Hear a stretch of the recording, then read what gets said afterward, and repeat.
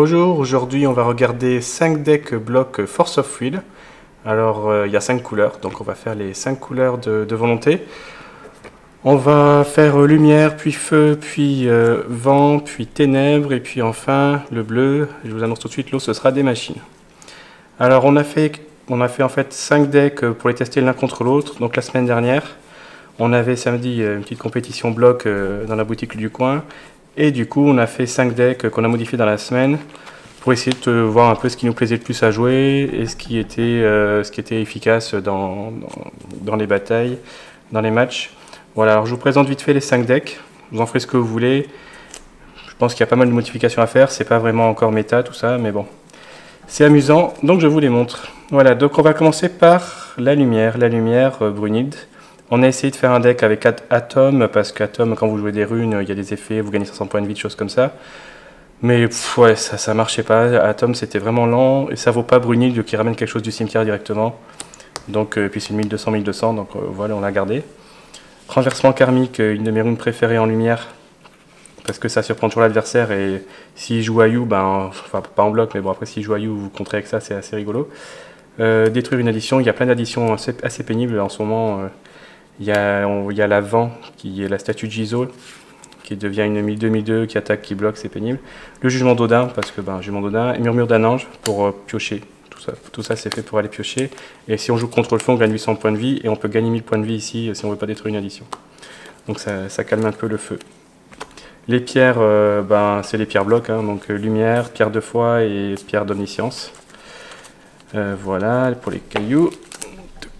Ensuite, qu'est-ce qu'on a dans le deck? Alors souvent il y a des playsets des cartes, donc il y a 4 exemplaires des cartes, vous verrez dans l'ensemble des decks. Donc on a Lance des Valkyries, parce que on a toujours une Valkyrie sur le terrain, donc c'est assez pratique pour se débarrasser de quelque chose et pour gagner des points de vie.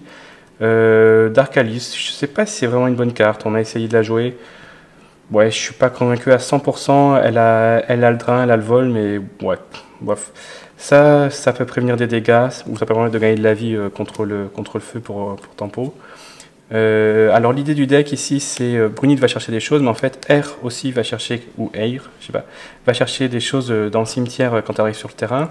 L'idée c'est de faire revenir des choses, parce que Misty Stein qu'on verra, fait aussi ça, d'aller chercher des choses dans le cimetière. Donc l'idée c'est on attaque, il y a des choses qui meurent, c'est pas grave, on les ramène, et on réattaque.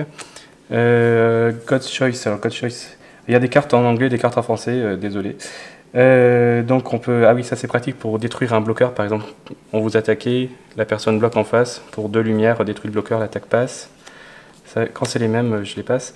Celle-là très bien puisqu'on a des cartes qui vont revenir du cimetière. Celle-là quand elle revient du cimetière, elle a plus de 100, rapidité et précision. Donc c'est juste nickel quoi.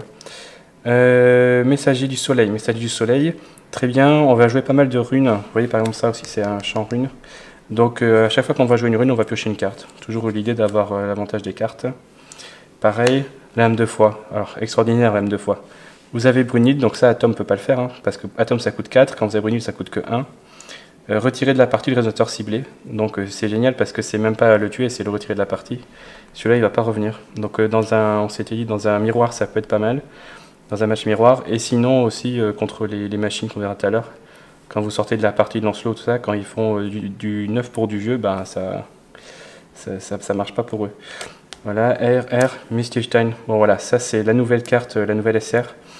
Formidable, elle est juste formidable. On paye moins cher pour jouer la prochaine rune et en plus après on ramène des choses du cimetière. Et si on arrive à ramener quelque chose d'inférieur à 3, par exemple lui, lui il peut ramener autre chose, par exemple lui. Voilà. Donc il n'y a rien sur le terrain, parce que tout est mort. On fait le jugement de Brunilde, Brunilde ramène ça, on joue une rune, ça ramène ça, et ça ramène ça. On se retrouve avec 4 choses sur le terrain d'un seul coup. C'est assez formidable. Et le petit ramp avec la lumière ici.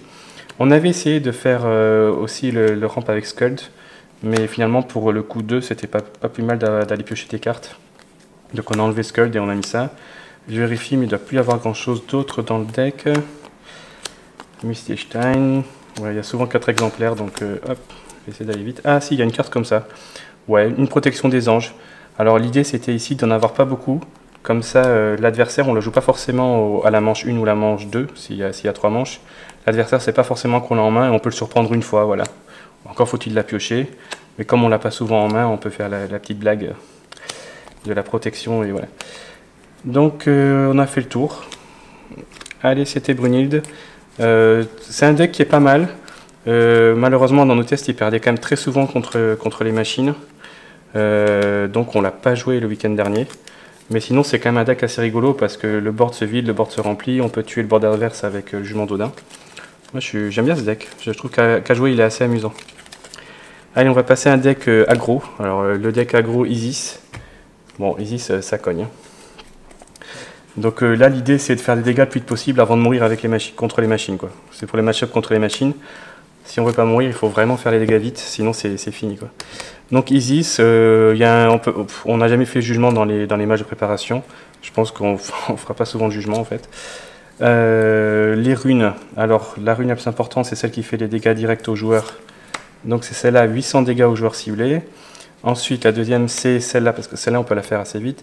Ça, c'est l'autre qui permet de tuer des cartes adverses, enfin des résonateurs, et de faire 1200 sur le joueur adverse. L'idée, c'est de définir 6 cibles, même si c'est les nôtres aussi au début, c'est pour monter à 1200 sur le joueur. Donc ça et ça fait déjà 2000 sur le joueur. Voilà, donc ça permet de taper quand même assez fort.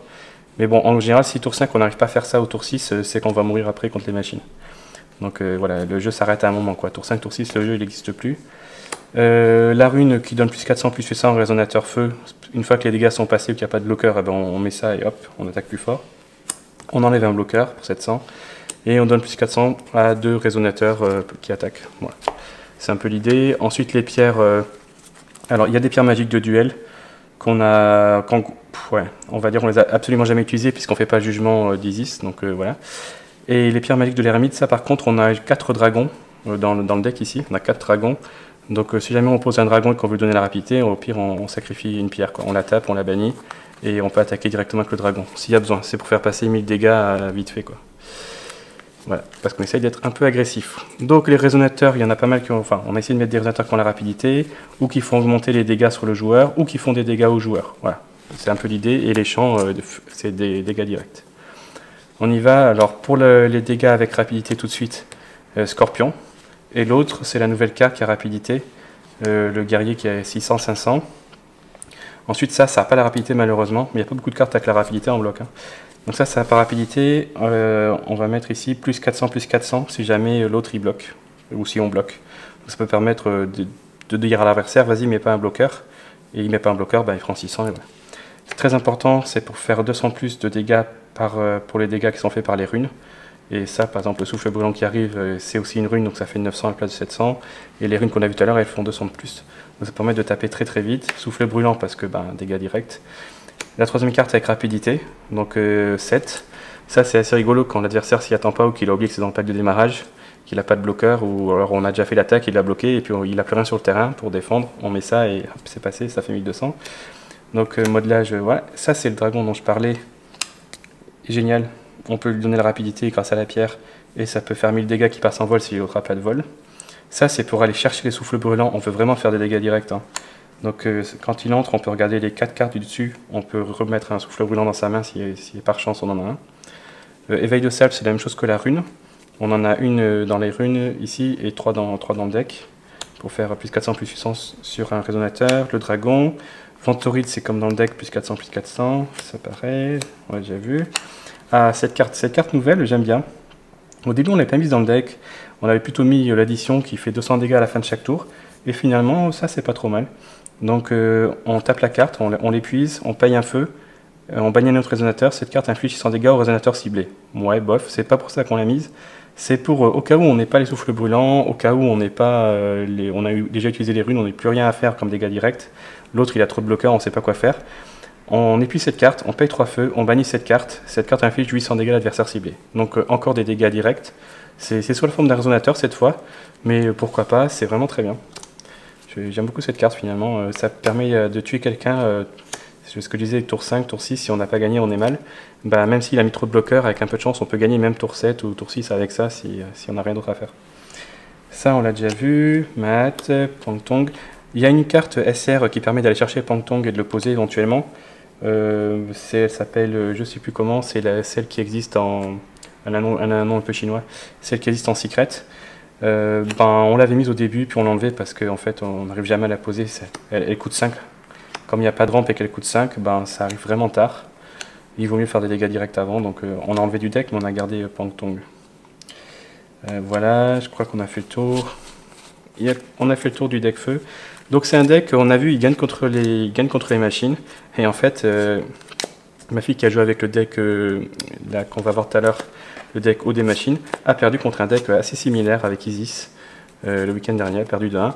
Effectivement, le feu peut cramer, s'il crame vite, c'est que ça sort bien, qu'il y a les souffles brûlants, tout ça. Il est possible de tuer les machines s'il ne sort pas bien les machines. Mais on a fait beaucoup de matchs entre les deux. Et quand même, en majorité, c'était les machines qui gagnaient. Donc du coup, on n'a quand même pas joué feu, on a joué Lucifer et Arthur. Voilà, le troisième deck qu'on n'a pas joué, c'est Hanzo. Alors ce deck, il est vraiment très rigolo. Moi, j'aime beaucoup, mais comme il fait un peu tout à la fois et un peu n'importe quoi, c'est peut-être pour ça qu'il n'est pas assez fort. Je pense que ça peut être très fort en New Frontier, mais alors en bloc comme ça, ouais, je suis vraiment pas convaincu. Alors Hanzo, on n'a pas mis Shamimi, en fait on avait déjà fait un deck aggro en feu, donc on n'a pas fait un Shamimi aggro. Hein. On a fait Hanzo à moitié contrôle, à moitié bête, à moitié n'importe quoi. Donc champ d'effet, pour le contrôle, mais ça coûte 4 quand c'est des runes, c'est dommage. Ça c'est pour le contrôle évidemment. Tuer une addition, parce qu'il y a trop d'additions pénibles, comme j'ai dit tout à l'heure. Méditation forestière, même s'il n'y a plus les pierres d'esprit, de toute façon elles ne sont pas blocs, mais bon. On peut quand même, si on joue contre Lucifer, ramener 2 cailloux qui ont été cassés, puis on peut aller chercher quelque chose dans une pierre, on peut piocher, voilà. Et ça, c'est pioche gratuite, ça coûte 0, et on va chercher quelque chose directement, c'est pas mal. Les cailloux, il y a les cailloux pour les mimis, parce qu'on a quand même genre un mimi. Et il y a les cailloux pour les ninjas, parce que Hanzo c'est un ninja, donc qu'il soit jugé ou pas jugé. Surtout quand il est jugé, on peut attaquer, et à la fin du tour, on le restaure, voilà. Pourquoi pas, on peut même, ouais, je sais pas. Mais bon, on n'a pas trop utilisé ces capacités-là quand on a fait les matchs avant. Parce que de toute façon, on mourrait assez vite, que ce soit contre les machines ou contre le feu. Alors, qu'est-ce qu'on a dans le deck? On a contrôle, hein, donc contrôle c'est champ d'effet. Bébête, alors les grosses bébêtes, c'est Molmol. Le Molmol, la 2000-2000, qu'on essaye de ne pas poser en la payant, on essaye de la poser grâce à une autre carte qui est juste là, hop. Qui est Boonbuku. Boonbuku qui coûte 3, et quand elle meurt, on peut mettre une bête de sa main, donc on espère avoir ça en main. Pour le contrôle, 2 bourrasques des Tengu, parce que, bon, on aurait pu le mettre dans le sideboard aussi, voilà, bon. Mais on voulait essayer ça, surtout contre les decks genre Brunhild, ou contre les anges déchus ici, ou même contre les machines, puisque après elles peuvent toutes voler, il y a une nouvelle carte qui fait qu'elles volent toutes, et voilà. Les Muria, pour du contrôle, mets quelque chose sur le terrain, vas-y, mais après pour 2 on te le tue. Ça, c'est aussi pour du contrôle, à moins de vouloir faire voler Molmol pour faire des dégâts, sinon c'est aussi pour du contrôle. En fait, l'idée c'est si quelqu'un met une Viviane ou une petite carte qui a moins de 400 de vie, on peut la tuer directement. Ça on a déjà vu. Une petite fée des îles, pour faire passer ou quelques dégâts au début, pour faire un peu peur à l'adversaire peut-être. Et puis aussi, on peut la bannir. On peut attaquer, il déclare un bloqueur, on paye un vent, on la bannit, on pioche une carte. Voilà, ça évite qu'elle meure, on la sacrifie nous-mêmes. Pour gagner de la vie. Donc ça fait un peu tempo. Mais bon, il faut la poser, déjà ça coûte 5. Ensuite, il faut poser d'autres résonateurs pour mettre des compteurs T. Et ensuite, les compteurs T, ils font 400 points de vie quand la carte meurt. Donc c'est quand même très très lent. Renverser la table, génial. Bon, on en est au 2e errata, on verra combien il y en a en tout. Mais elle est toujours géniale, cette carte. Elle permet plus de comboter pour faire 2000 dégâts d'un coup avec Sandstorm. Mais bon, elle est quand même très très bien pour éviter des dégâts. Free Q, pareil. Boomerang, champ d'effet. Hop, Kotalo. Kotalo, j'aime beaucoup Kotalo. Il coûte 2, c'est un champ rapide, on peut le mettre à la fin du tour adversaire. Et on peut jouer un champ qui coûte 1, par exemple celui-là. Donc s'il y a une Viviane qui vous plaît pas, hop, vous mettez Kotalo, produisez un vent, posez ça. Enfin, vous jouez ce champ-là. Ouais, c'est pas mal, j'aime bien. Hop, la nouvelle carte. Donc on a Lise, la déesse scellée de l'île. Alors elle coûte 8, mais on peut payer un autre de moins pour chaque résonateur qui est sur le terrain. Donc en fait, concrètement, on peut quand même poser ça pour beaucoup moins cher. Et après, elle a surtout la barrière résonateur. Donc ça contre les petits effets de Lancelot pour 3, je vous tue quelque chose. Voilà, tout ça, c'est contré grâce à Lise. C'était un peu l'idée, c'était pour le match-up contre les machines. Mais bon, le deck est trop lent contre les machines. De toute façon, ça marchait pas bien. Hop, fait les Muria. En effet, je me demande si on n'a pas fait le tour. Yep, on a fait le tour. Voilà, une deuxième brasse des Tengu. Voilà, on a fait le tour. Bon, c'est un deck, voilà, ça coûte 5, c'est vraiment très très cher. Ça coûte 7, on espère ne jamais le poser pour 7. Lise coûtait 8, bon, on espère pas poser pour 8. Mais bon, enfin, finalement, on contrôle pas vraiment, on pose pas vraiment trop de résonateurs assez vite. Ouais, j'espère que quelqu'un fera un deck bien meilleur en vent, même en bloc. Hein. avec les deux extensions qu'on a et le kit de démarrage, le starter deck, parce que là c'est moyen. Allez, on y va. Lucifer. Alors Lucifer, c'est compliqué Lucifer. Au début on a essayé de faire un deck défausse, un deck qui jouait vraiment sur la défausse avec les Shemaza qui font défausser, et puis la nouvelle carte, je sais plus comment elle s'appelle, qui coûte 3 et qui fait défausser quand elle arrive, de la nouvelle extension. Ouais, ça marchait pas bien, ça défaussait pas assez, surtout quand l'autre se met à piocher, ça sert à rien, on défausse pas assez vite. Et sinon après il faut faire le jugement de Lucifer pour 5, l'autre défausse 3 cartes, mais Lucifer, quand il est jugé, il est nul quoi, c'est une 800-800 au vol, mais c'est 800-800, ça meurt tout de suite à chaque fois, même contre des petits résonateurs. Donc finalement on a changé d'optique, on a fait un deck, il défausse pas. Enfin, il défausse un tout petit peu, il y a 5 cartes qui ont défaussé. Mais par contre, ce qui arrive sur le board, c'est mort, quoi. L'adversaire peut poser ce qu'il veut, mais ça a tendance à disparaître assez vite. Voilà, donc on va regarder une des 5 cartes défausses. Il y a ça, et puis il y a 4 regards corrupteurs, voilà. Parce que ça coûte 0, donc tour 1, on le fait toujours. Une carte pour pourrir, donc un résonateur qui va mourir à la prochaine fin de tour de l'adversaire. L'adversaire bannit 2 résonateurs, donc il peut poser 2 résonateurs, mais bon, ils s'en vont. Là, c'est pour nous aller chercher quelque chose du cimetière sur le terrain.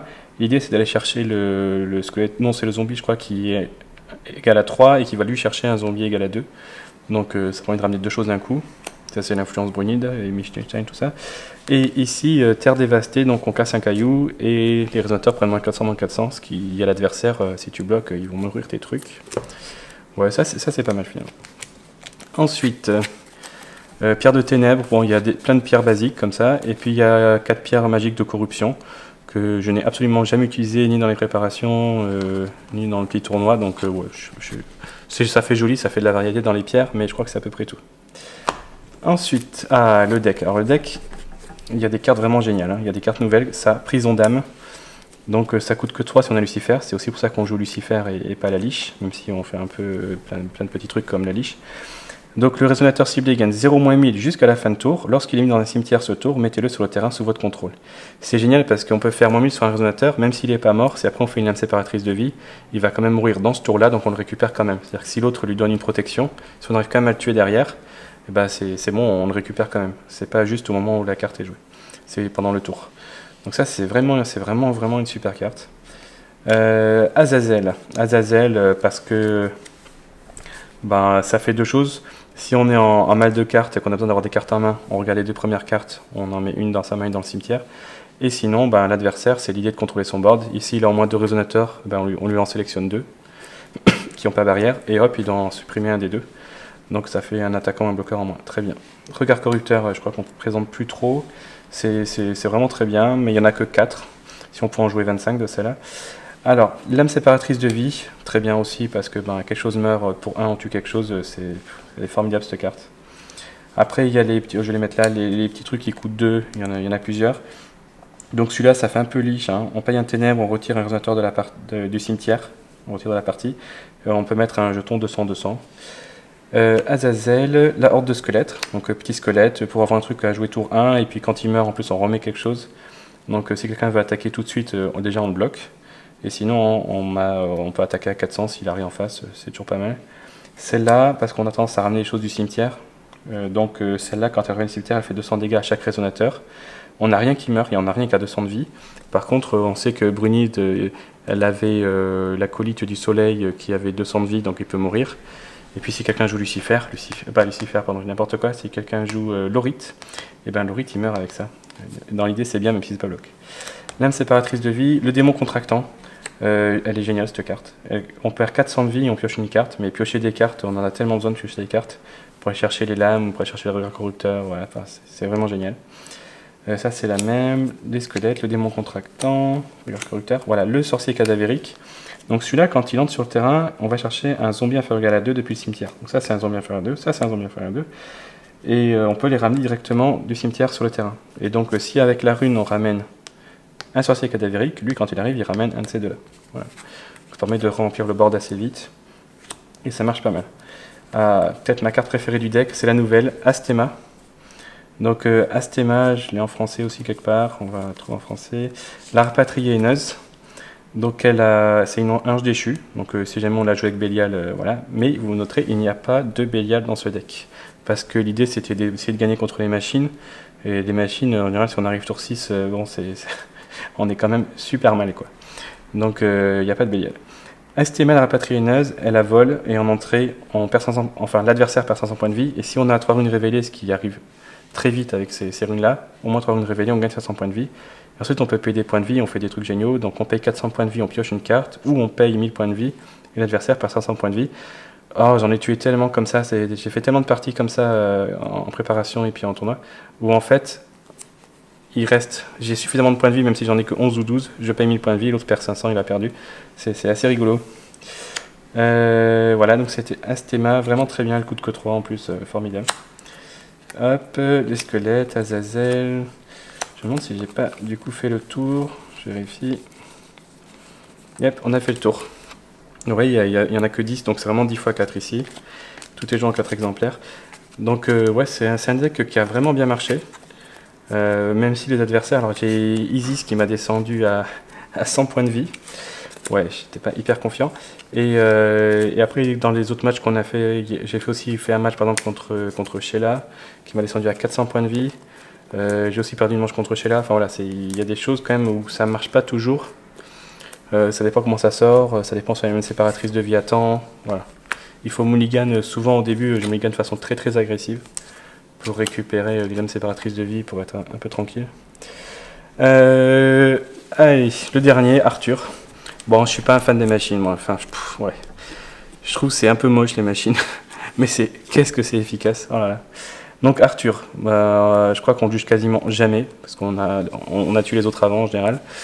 Voilà, on est mort, mais enfin c'est un deck qui a une petite surprise. Si on arrive à 7 mana, il y a la boîte mystère. La boîte mystère, on révèle les 5 premières cartes de son deck et on met tout sur le terrain sauf les champs. Ça fait très mal, surtout que ça met des compteurs partout avec nos amis machines. En général, ma fille qui jouait ce deck, si elle posait ça, en général elle avait gagné. Pas toujours parce que ça n'empêche pas de faire des dégâts directs comme Isis, tout ça. Mais c'est quand même très dur. Donc la boîte à mystère, la rune qui coûte 7. C'est le endgame, voilà, si on arrive jusque là, c'est fini. Mais normalement, même le deck machine peut tuer avant en fait. C'est vraiment s'il est en difficulté qu'il peut jouer ça. Une invitation. On peut jouer que 4 runes, c'est un deck, on peut jouer que 4 runes. Je crois que tous les autres on pourrait jouer les 5 runes. Mais là, on peut jouer que 4 runes. Voilà, ça c'est l'invitation. Ça c'est les 2 tas, du vieux pour du neuf parce que il faut absolument jouer ça. Et maintenance, mettez 2 compteurs sur 2 trucs en jeu rapide. Et en plus ça coûte genre 0 quoi. Donc c'est vraiment génial dans les combats. Les cailloux, il y a 4 cailloux pour mettre les compteurs plus 100 plus 100. Et puis il y a des pierres d'éveil. Il n'y en a pas beaucoup, mais de toute façon ça sert, ça sert quasiment pas quoi. À moins d'aller payer l'éveil de Merlin, mais bon, bof. Voilà, donc les pierres pour mettre les compteurs surtout. Allez, on y va pour les résonateurs. Donc là c'est rigolo. Il y a les nouveaux résonateurs dedans, ils sont tellement forts. Avant, une de mes cartes, vraiment, mes cartes, je sais pas comment dire, que je trouvais les pires dans ce deck, les moins aimés, c'était Viviane, la fée mécanique. À chaque fois que je la voyais, j'essayais de la tuer, parce que ça met très vite des compteurs et c'est vraiment pénible. Après, elle peut taper les créatures, elle peut les épuiser. Pour 2 compteurs, c'est la plaie. Mais je crois que maintenant, c'est peut-être Guenièvre que j'aime le moins. Guenièvre qui arrive très vite à 12 compteurs. Elle peut arriver à 12 compteurs autour d'eux, enfin pas sur elle-même en fait, c'est sur l'ensemble des machines. Elle peut arriver à 12 compteurs autour d'eux grâce aux dronettes et tout ça. Et quand elle a 12 compteurs, elle va chercher directement du coup Camelot, la forteresse volante, qui est une horreur. Voilà, Camelot, la super forteresse mobile, son vrai nom. Elle a vol, elle a 1200, déjà c'est horrible, surtout quand elle arrive tour 2 sur le terrain. Et en plus en entrée, renvoyer jusqu'à 2 résonateurs ciblés que votre adversaire contrôle dans la main de leur propriétaire, déjà c'est pas cool. Mais si vous contrôlez une autre carte nommée Guenièvre, ce qui est le cas puisque c'est elle qui allait la chercher, et en fait ils sont morts à la place. Donc tour 2, même si on a 2 choses sur le terrain, les 2 sont morts et on a en face une 1200 vol. Le jeu machine est horrible. Merlin qui va chercher quelque chose dans le deck.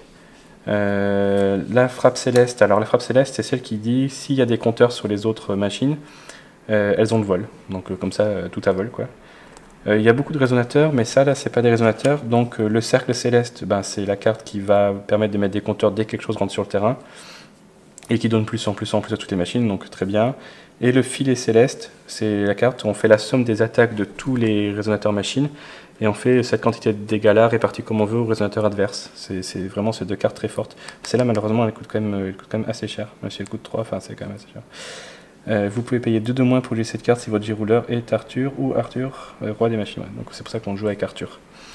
Mais bon, enfin, c'est quand même cher. Mordred, alors Mordred, quand elle entre, elle met un compteur sur toutes les machines. Voilà, ça c'est fait. Merlin, Viviane, Lancelot. Lancelot, dans ce deck, il faut Lancelot. Quand il arrive, il met un compteur sur tout aussi, un peu à la Mordred. Mais en plus, lui, on peut enlever 3 compteurs d'un résonateur, on tue quelque chose de l'adversaire, on enlève 10 compteurs, on rase les résonateurs de l'adversaire. C'est juste trop fort, quoi. Les machines, c'est en bloc, je pense, pour l'instant, c'est vraiment le deck à battre, quoi. Guenièvre, Lancelot, hop. Je sais qu'il y en a qu'on n'a pas encore vu, voilà. Gauvin. Gauvin, donc cette carte, elle entre sur le terrain et elle gagne rapidité tant qu'il y a un compteur +1 +1 sur elle. Si on a une addition comme ça, elle gagne déjà un compteur +1 +1, donc voilà, c'est fini. Ou alors on pose Gauvin et derrière on pose Guenièvre. Guenièvre met 2 compteurs en entrée sur Gauvin et Gauvin peut attaquer. Donc Gauvin peut souvent attaquer très vite et ça veut dire que c'est plus qu'une 800-800. Donc c'est aussi très agressif. Je regarde si on a fait le tour. Ah, il manque le Dronut. Le Dronut qu'on peut bannir pour mettre 4 compteurs sur une carte. C'est grâce à ça qu'on peut très facilement mettre énormément de compteurs. Je pense qu'après on a fait le tour. Paf. Ah non, il m'en manque un. Il manque le chevalier mécanisé. Alors, chevalier mécanisé, tant qu'il n'y a pas de compteur +1 sur cette carte, elle n'est pas restaurée pendant la phase de restauration de son contrôleur. Mais bon, en fait, elle a quand même très vite des compteurs. Et ça permet d'avoir quelque chose qui coûte 1 et qui peut taper plus fort. Parce que Guenièvre n'est pas du tout censée... Enfin, elle n'est pas là pour attaquer. Elle est vraiment pas là pour attaquer. Viviane, elle est là pour attaquer après, plus tard, une fois qu'elle a beaucoup de compteurs, mais au début, sinon elle va mourir. Lui, par contre, il est fait pour attaquer. Voilà. Au tour 1, on peut avoir quelque chose pour attaquer. Et voilà. Il y a deux choses que je voulais vous dire. C'était sur Mordred ici. Donc, c'est une nouvelle carte. Attention, il a une capacité. On peut l'épuiser et payer à un haut. Restaurer un autre résonateur machine ciblé et mettez-lui un compteur +1 +1. Donc, ce qu'on aimait bien faire, c'était. Donc, on peut attaquer avec Camelot en vol. Ben, mettons qu'elle a déjà un compteur. Donc, c'est une 1003. Il y a déjà une addition. C'est déjà une 1004. On attaque à 1004.